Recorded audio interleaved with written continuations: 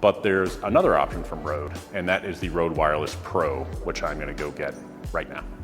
So now we're using the Rode Wireless Pros. What is the difference between the Pro and the Wireless Go 2? The Pro is going to have a brand new system that is going to have better included lav mics. These are using the wireless Lav IIs, which are, or at least the Rode Lav II, I believe. It's a much better quality microphone than the ones that come with the Go's. I would put them closer on par with the Sennheiser. Sennheiser still being better, but the Rode Wireless Pro Lav mic system is gonna be a lot nicer sounding audio, as you can likely tell based on the previous one that we just did. The other thing what the Wireless Pro 2 does is that it does have internal recording that you can record just by clicking this button on the transmitter, and now it's recording 32-bit float audio. What is 32-bit float audio? Imagine it like raw photos, but for your audio or raw video. Essentially, it's 32-bit dynamic range instead of 24-bit, which has been standard for many, many years. And what that's allowing you to do is if you have a subject that's getting a little bit loud, maybe your audio is getting hot, it's clipping and making that static noise, what you can do is you can go into post-production and you can lower those levels, and then that salvages the audio. In the past, when that happens, if you lower those levels, it's just gonna sound like a much lower volume version of that clipped audio. This essentially captures all of that dynamic range in your audio, and you can fix it after the fact. A lot of new 32-bit recorders will have the ability to not even set your levels. They just do it for you and you change it after the fact. So that's really nice that it's built into this with its internal memory.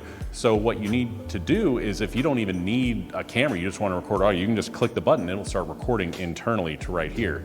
The other thing that's nice is it's got this clip like the others have, but it also has an attachment that allows you to magnetize it.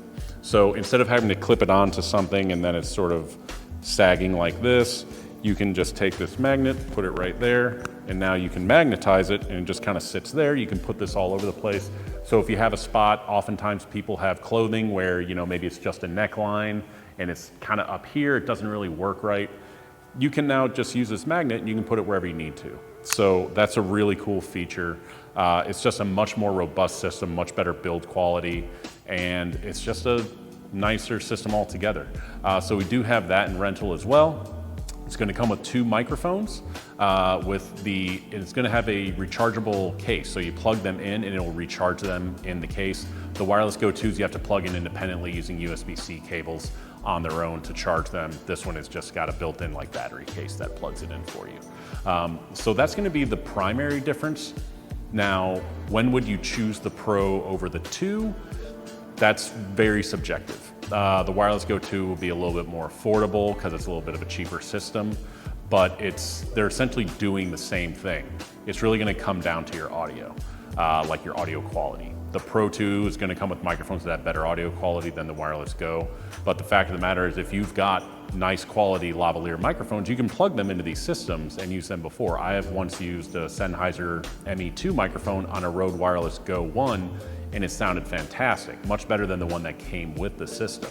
So your microphone is going to do a lot of the heavy lifting on the audio quality.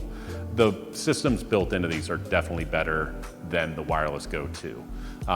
Now, why would you choose one of these systems over a Sennheiser? That's a big question too. The Sennheiser is going to be single channel only, so you're not getting 2 mics into one. So if you need 2 people on camera and you need to plug into your camera and you only have 1 input, you're going to be sort of limited by that. You're going to need to get a secondary audio recorder if you're using the Sennheiser to record that second line of audio.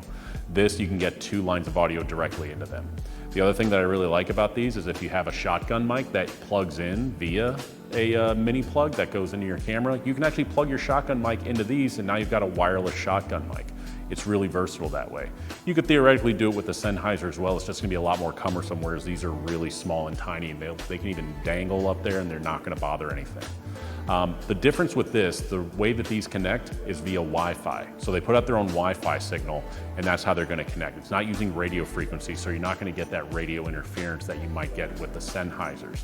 And you might think, why wouldn't I just always use this? Sometimes, depending on your environment, if there's a lot of Wi-Fi activity going on in that environment, say a big office building downtown, you might run into some Wi-Fi interference here that could lead to some static and some dropouts here and there. So you might have experienced Wi-Fi dropouts Me personally, I have not experienced that yet. Your mileage may vary. Some people, have those issues. There's also line of sight capabilities. Like sometimes when you are not in a certain line of sight, or maybe there's like something in the way, like a wall or a pillar or something like that, that could lead to interference as well, whereas the radio frequencies are a little bit more stable that way. It really just depends on your shooting environment. So it's very subjective on which one is going to be best for you, but that's essentially the situations that you would want to use for that. I hope this helped. You got to hear some of the audio and pretty much all the audio options we have in our rental system. If you have any interest, feel free to reach out to us, set up a rental, and you can come take a look at them in the store and try them out, and we'd be happy to set you up on your next reservation. Thanks.